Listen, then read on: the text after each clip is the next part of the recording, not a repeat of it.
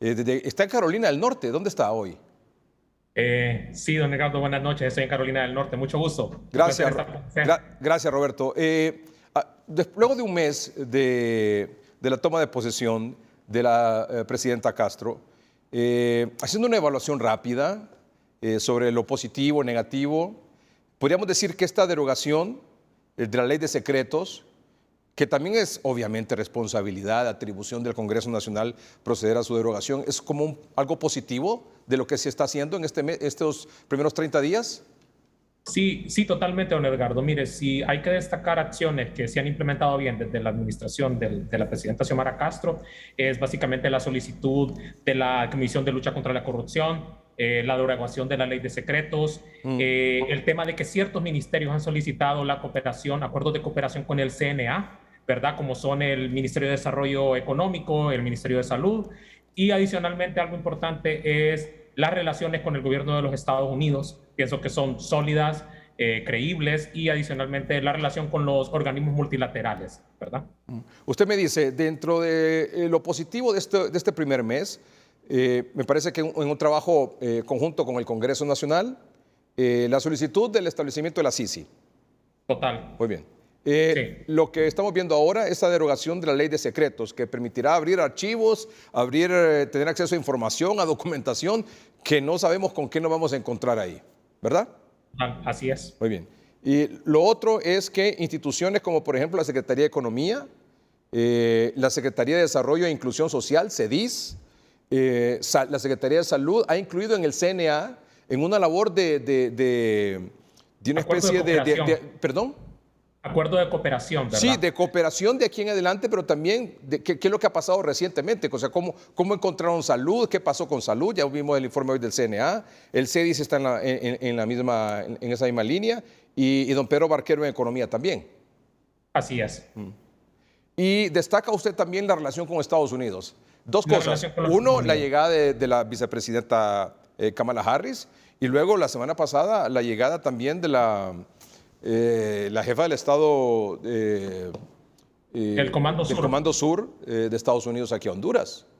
Totalmente. Son hechos a destacar, ¿verdad? ¿Y cómo ve ese mensaje usted en el caso de la relación con Estados Unidos, con la presencia de ambas autoridades, Sí, una militar y la otra básicamente, política? cuando Estados Unidos tiene esta relación de cercanía, brinda credibilidad acerca de la agenda de trabajo conjunto, ¿verdad? O sea, básicamente recordemos que la administración Biden tiene un plan de trabajo para los próximos 3 años, el plan 2.0, ¿verdad? Para el tema de resolver los problemas estructurales dentro del país, generar oportunidades y de esta forma evitar la inmigración regular. Entonces, esto significa que eso va en buen camino. Escuchamos ¿Verdad? hace unos minutos también este proceso de desmilitarización de los centros penales, es de la custodia de los centros penales había estado en manos en estos últimos años de los militares. Ahora va a estar en manos de los policías, en un proceso gradual.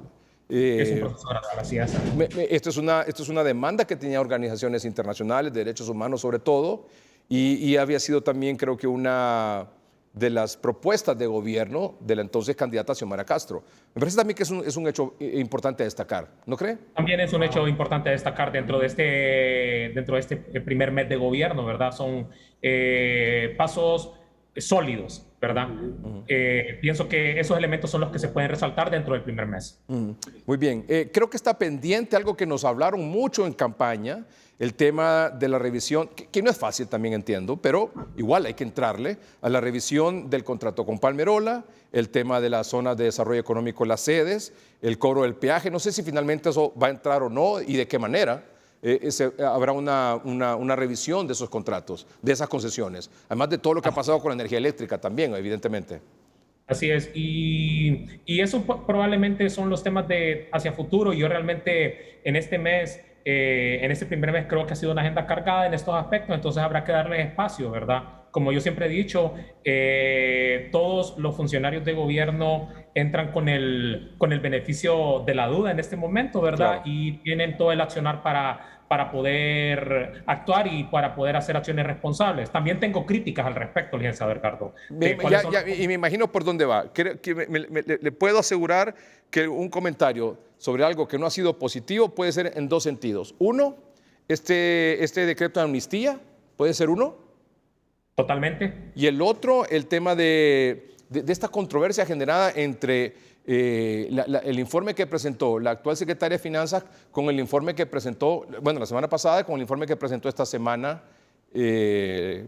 parte del gabinete económico del gobierno anterior. Entonces, no sé al final qué es lo que está pasando. ¿Había o no hay o no hay dinero? ¿Había o no había dinero? Alguien, Sí. alguien no nos está diciendo la verdad, evidentemente.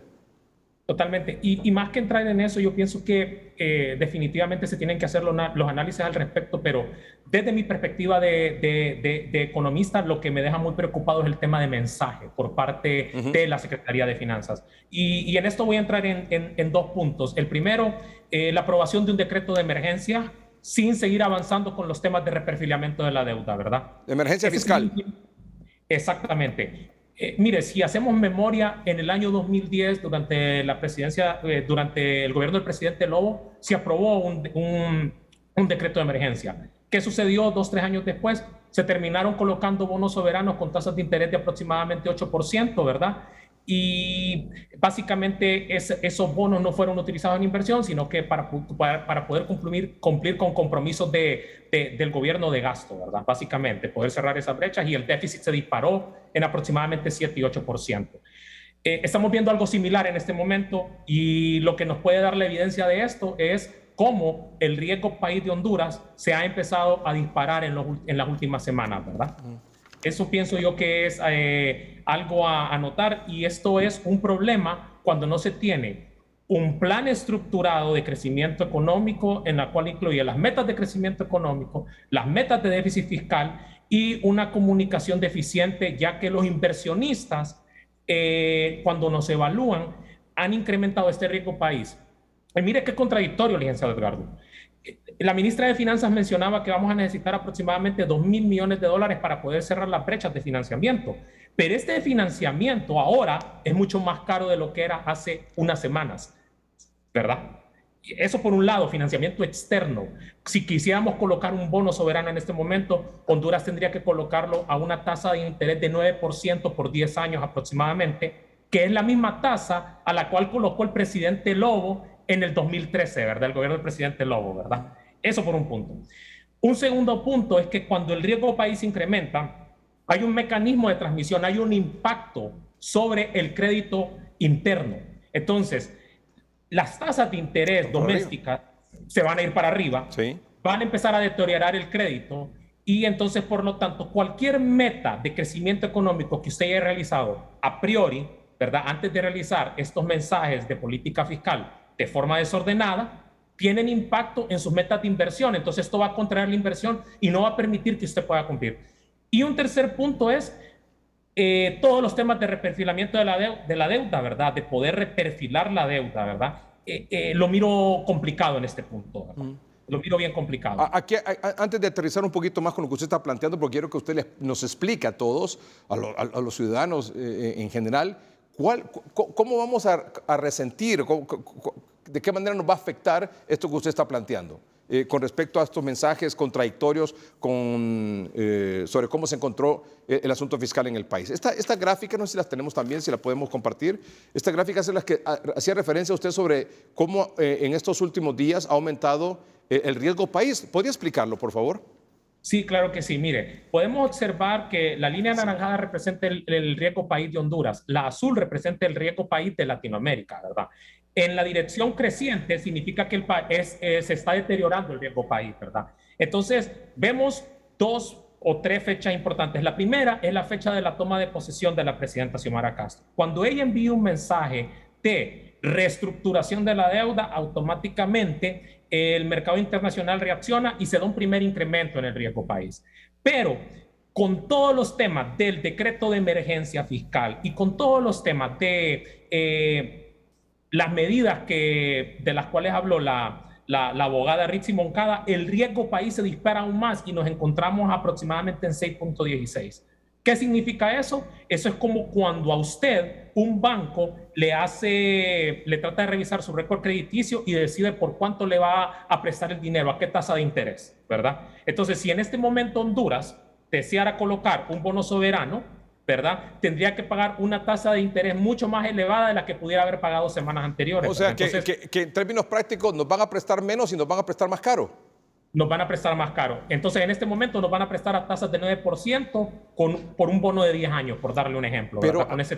Pero ahí en finanzas, no sé si todavía hay a nivel de viceministros, creo, funcionarios que estaban en el... Totalmente, y eso es la parte contradictoria, porque personas que de repente estaban en la unidad macrofiscal, ¿verdad? Que tenían una línea de mensaje, ahora son funcionarios a nivel de viceministerio y tienen un mensaje totalmente distinto al que enviaban. Entonces, eso lo que provoca es pérdida de credibilidad ante los organismos multilaterales. Una credibilidad que tenía ganada la presidenta Xiomara en los primeros días de su administración. Sí. Sí, sí, porque son mensajes contradictorios, ¿verdad? Son mensajes que no son sostenibles en el tiempo, no son consistentes en el tiempo y sobre todo, como se explicaba, que deben evidenciar que hay un plan detrás de todo esto, que estas son las medidas que vamos a adoptar para lograr estos y estos objetivos. Esto es cierto. Y entonces aquí entramos a un tercer punto, y este es desde la perspectiva de planificación estratégica. Y se lo digo con conocimiento de causa. Algo que caracterizó al gobierno del presidente Manuel Zelaya ya durante el año 2006-2009 es que él tenía, y lo tengo que reconocer, tenía muchísima claridad en cuanto al sistema de gestión por resultados, ¿verdad? Entonces, por ejemplo, eso guiaba la planificación estratégica de su administración. En este punto todavía no ha sido anunciado cómo será realizada la planificación estratégica o qué va a liderar el plan estratégico de las distintas instituciones y la planificación de las distintas instituciones, ¿verdad? Entonces, la tasa de crecimiento para este año que nosotros tenemos prevista es esta y vamos a tomar estas y estas medidas para lograrlo. Exactamente, eso es importante tenerlo durante los primeros meses de gobierno. Es temprano todavía, claro, pero yo esperaría que la presidenta Xiomara Castro, y tengo mucha fe de que la presidenta Xiomara Castro en las próximas semanas tomará medidas para poder contar con un sistema de planificación que nos permita tener metas medibles, metas creíbles y que nos permitan tener un rumbo de país hacia lo que nosotros queremos, ¿verdad? Roberto, muchas gracias por acompañarnos esta noche. Yo creo que eventualmente podríamos tener esta conversación como para ir analizando lo que está bien, lo que no está tan bien, lo que se debe corregir, lo que se debe de introducir dentro de estos temas que deben ser abordados ya sea por el Ejecutivo o también por el Legislativo. De 1 a 10, ¿qué puntuación daría a estos primeros 30 días? De 1 a 10, le daría un 7, ¿verdad? Porque son los primeros meses y básicamente es por todo el tema fiscal que estoy dando una oportunidad de que puedan mejorar en estos temas de la política fiscal y los temas de planificación y estrategia. Eso le daría al Ejecutivo. Al Congreso le daría una calificación. Si logran hoy el tema de la sede 6, ¿por qué? Porque hay 2 elementos que no me parecieron correctos. Uno es el tema del procurador y subprocurador de la República y el otro es el tema de la ley de amnistía, ¿verdad? Entonces al Congreso le daría una calificación de 6. Claro, totalmente hay espacio para mejorar y para que sigan avanzando en esos procesos. Sí, y positivo, ley de secretos, la CICI, CNA en autoridades, en secretarías como Economía, CEDIS, Salud, la relación con Estados Unidos. En términos generales, otro tema que también es de ahora mismo, la intervención en el INPREMA, luego de más de 2.000 millones de lempiras le dieron a Palmerola y la desmilitarización de los centros penales.